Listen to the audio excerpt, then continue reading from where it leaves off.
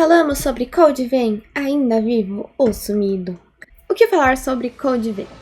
Bom, eu conheci esse jogo pouco antes de saber que ele vinha da mesma empresa que de Blue Protocol, ambas divulgadas pela Bandai Namco, o que pra mim foi um ponto muito bom, já que eu estou apaixonada no jogo e viciada. E claro, vou tentar citar alguns motivos. O principal, obviamente, que é o Lois. Só que não só pela beleza do garoto. Sei.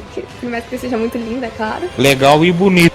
O jogo em si tem a base de Dark Souls, Sekiro e etc, que são jogos que eu gosto bastante. E que a maioria de vocês também provavelmente gosta. Mas Code Vein é um jogo mais focado na história do que na dificuldade. Não, a história da Code Vein é muito foda. Apesar de ser difícil. E provavelmente ter causado alguns desesperos para algumas pessoas. Full time eu. O jogo é válido para jogar, principalmente se você procurar algo que você vai ficar investindo seu tempo. E também personalizar seu personagem, porque tem várias classes, você pode montar builds e cada arma é para cada habilidade. Enfim, tem os véus com diferentes efeitos. É muita coisa, mas não só isso. A gente vai falar nesse vídeo a história do personagem que eu gosto, mais gostei até o atual momento. Então atenção aos spoilers a partir daqui.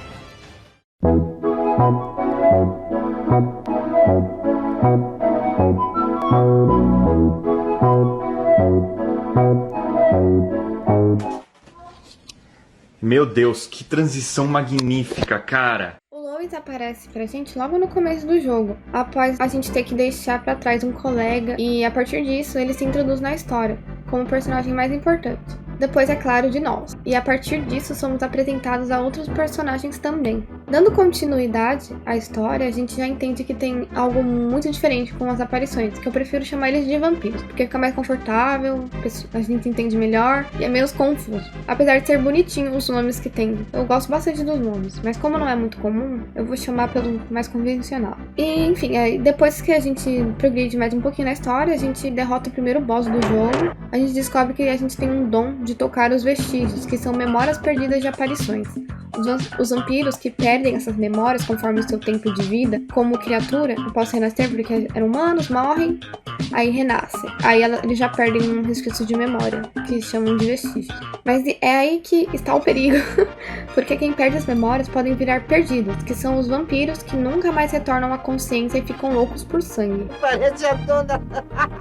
E a gente, como protagonista, consegue ver essas memórias. A gente descobre mais sobre o Lois, assim, em vestígios de memórias que são perdidas. E durante o percurso de tudo, a gente já consegue ver que o Lois tem uma participação bem trágica no meio da experiência, de onde os vampiros foram criados, nascem, por assim dizer, por ele ter um contato direto com a garota, que tem o nome de Cruz, que era sua colega de universidade, no Centro de Controle Militar, onde ela era o experimento principal, que apelidaram de A Rainha, que obviamente dá errado, que é quando ele acaba morrendo, e se transforma em aparição pela primeira vez e perde essa memória. Primeira vez e única, né? Vamos combinar. Primeira vez e única. Então temos um Lois se culpando meio que o jogo quase todo, por não ter matado a Cruz quando ela disse que não iria aguentar e realmente não aguenta.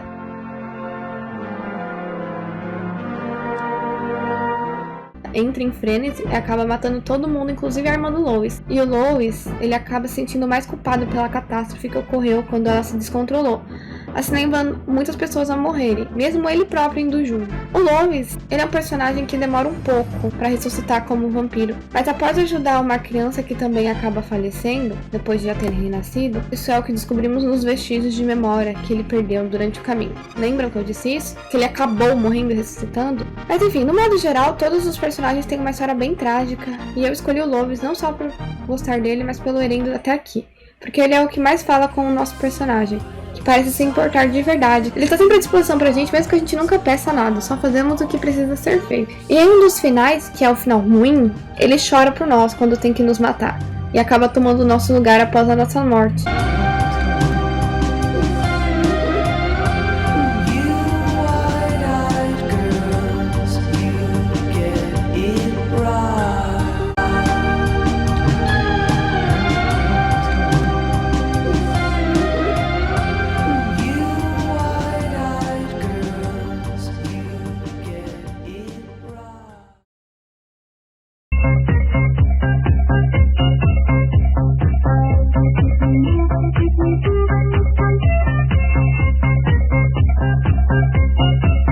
final bom, ele é o primeiro a falar que vai estar com a gente na aventura. Caso tenha o Code Vein 2, esperemos e a gente tenha mais desse carinho que existe entre os protagonistas. Porque por mais que ele seja um protagonista e um foco principal, a gente, né, oficialmente, quem joga é o protagonista oficial, né? O Lois, ele é bem benevolente, ele é gentil, sentimental, apesar de traumatizado.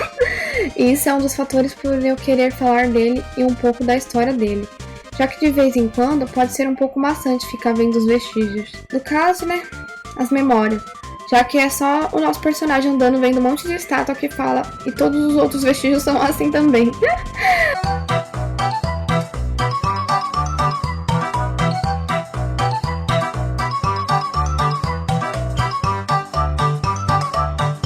E é muito vestígio pra ver, é muita história pra contar. Enfim, se desse pra namorar no jogo, com certeza eu ficaria com ele. Deixa de ser safada. Eu não tô sendo safada! Porque nenhum dos outros tem essa personalidade de salvador da pátria. Por mais que isso me irrite às vezes, entre colchites, irrita. Então esse é o Lois de Code Vein. É isso que cativa o personagem. Enfim, me responde nos comentários o que vocês acham. O Lois tem culpa realmente, que nem ele se sente culpado?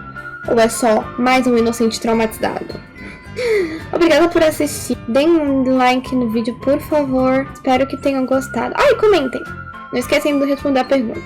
Obrigada por assistir. Deem like, compartilhem o vídeo. E se tiver mais informações de Code Vein, tirando os DLCs, eu trago pra vocês. Beijo.